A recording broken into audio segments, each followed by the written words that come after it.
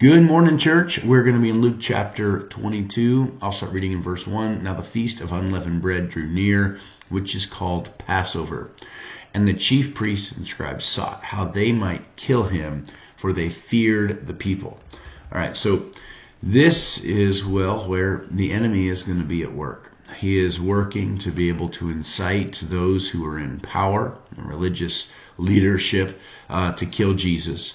We're going to see that Satan's going to work in Judas and many other things behind the scenes in order to bring about the death of our Savior. Little did he know that this was the plan of redemption that God had intended all along, that we might have great hope. But I do think as we're here in these first couple of verses, it points to the very reason why we've had our vision for 2025 be one fear. What you see is that the chief priests and scribes had power, had prominence, had the ability to make decisions that would ultimately lead to somebody's death, and they also had a fear. They had a fear of, they feared Jesus because they saw what he was doing with the people. Lives were getting changed. They were losing authority. They were losing their ability to control people. And so the real reason says, for they feared the people. They didn't really fear Jesus so much in the right way, but they feared the people. And this is one of the biggest problems in our lives. We can have a fear of man that exceeds our fear of God. They're going to put to death one of the most, who was the most perfect person who ever lived. This would become the most unjust moment in all of human history.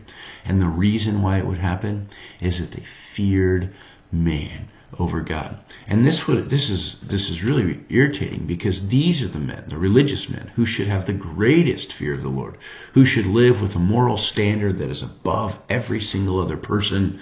But they chose not to, because they were worried about what people would think. They were worried about losing control. They were worried in so many different ways, rather than just looking at all of the evidence that was before them and being okay with saying, this is the Messiah. Now, the reality is, it wasn't all of the chief, it was all the chief priests, but it wasn't all the scribes, it wasn't all the Pharisees.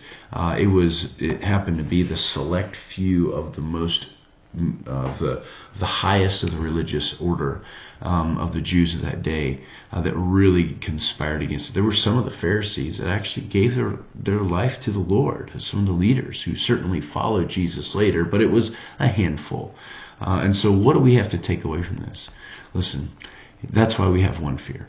Right? If we have one fear, and that is the fear of the Lord, then it doesn't matter what goes on in our life. It doesn't matter what we might say to someone.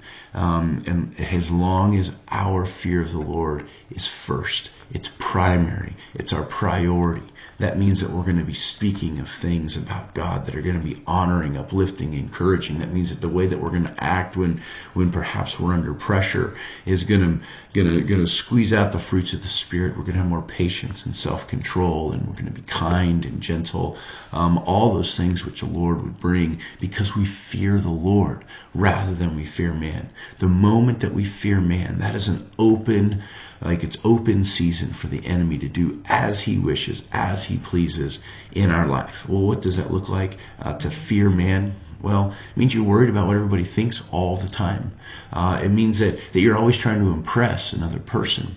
It means that you're trying to control other people. All of that ends up being a fear of man, and it is so devastating to a walk with the Lord. Unfortunately, it has been that religious leaders throughout history, the time of Jesus, and I would even say in our time, have made such horrible decisions because they simply fear man over the Lord. And so listen, we've got to have one fear, and that one fear will cast out all other fears, and that would be a fear of the Lord. I love you guys, and God bless you all.